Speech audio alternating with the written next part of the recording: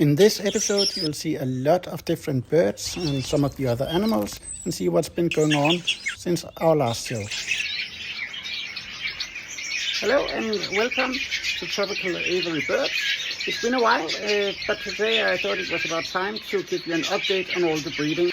And even though a lot is going on indoor, I'll begin outdoor today with showing you what has been going on this summer. And after that, we will go indoor again to see the status in the indoor heated bird room, where we had a lot of finch breeding, especially with the Gouldian Finch in many different mutations, as you see here, which are now coloring out. It's a true spectacle. Also, some of the chicks from the outdoor aviary has been moved indoor and are ready for sale now, including lots of budgies. That's temporary indoor as the budgie and chicken aviary is being reconstructed. Now we are in the outdoor aviary with the chickens and cockatoos, budgies and lovebirds. And I just want to introduce you to these two extremely cool friends I have out here. It's our Major Mitchell cockatoos. They really want to destroy whatever they can, including this jacket. But they are very cool. As you saw, many of my budgies are currently staying indoors. And that's because we are reconstructing the entire top section of the outdoor aviary. The old ceiling net was many years old and had been damaged by my cockatoos and other birds. So I decided it was time for a full rebuild of the top. Now, a brand new wooden framework supports a layer of rain-protecting plastic, and below that, a strong mesh net keeps everything safe and secure. This new setup prevents the cockatoos from chewing through the structure and gives much better weather protection for all the birds. As you can see, some of the birds are already back outside. The lovebirds were among first to return, colorful, social and full of energy as always. They often stay in the small pairs or flocks and bring a lot of life to the aviary.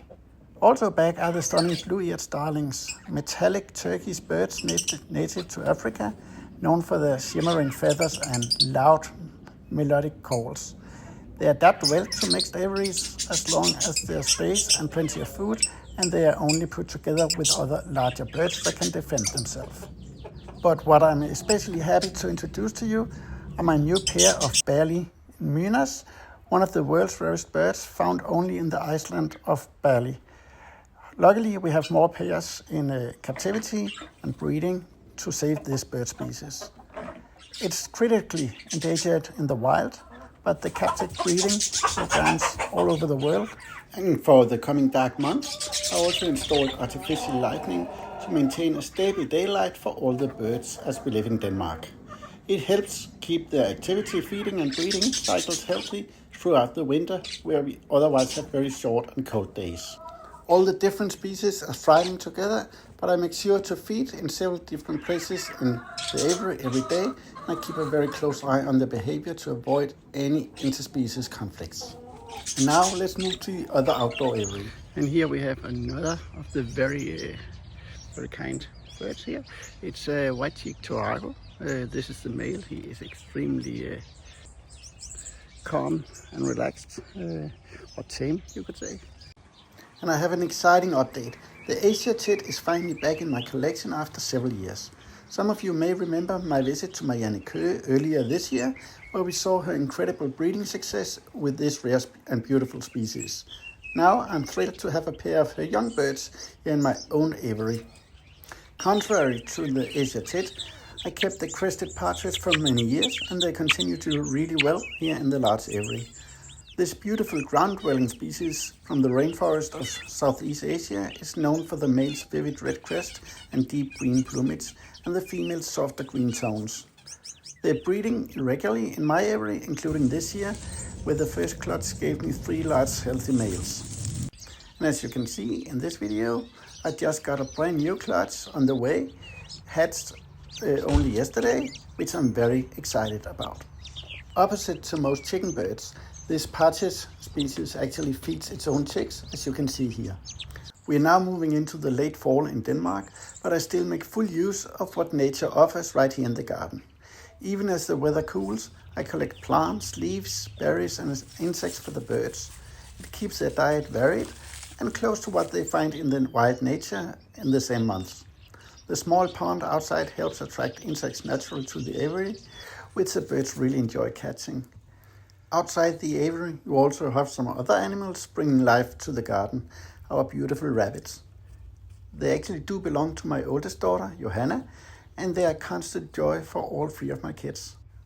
As expected, we often get rabbit kittens, and recently they had a new litter of kittens, as you can see here.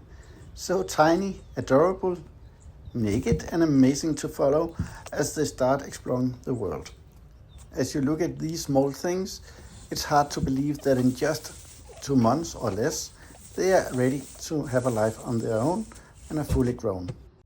But well, I know you're not here for the rabbits, so let's go back into the outdoor mixed bird aviary, where both softbills and finches live together in a quite natural environment.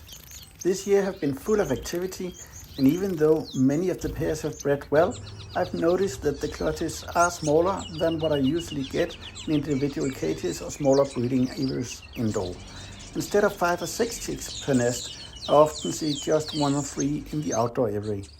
That's completely expected though, when many species share the space together, since they need to find their own nesting spots, protecting their aviary, and sometimes adjust to the rhythm of other birds in the aviary.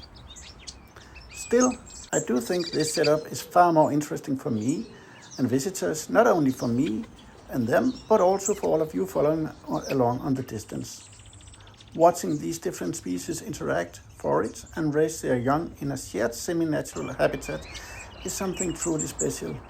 You can see the Gouldian Finches feeding alongside waxbills and weaver birds as here, while the softbills explore the ground for insects or fruits I've placed out. Every day brings a new scene, like here with the small chicks begging for food, and new moments for me to capture. For me, the mixed area is more than just a breeding setup, it's a living ecosystem.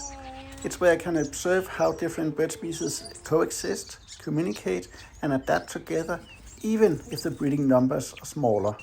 The quality of life and the diversity of behavior more than make up for it, in my opinion. But what do you believe?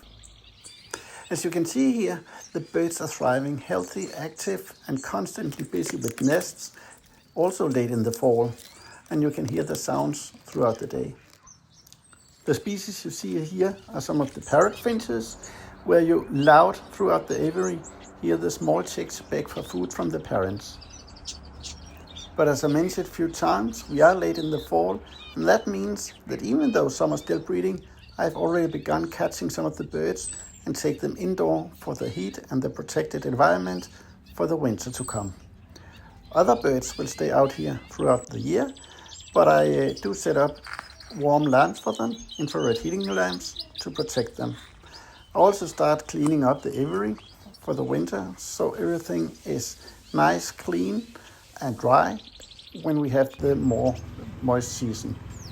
And before we are moving indoor to see the status of the birds there, I just want to let you know that if you do enjoy following this journey and want to help me keep producing more bird content, there are 2 great ways you can support the channel.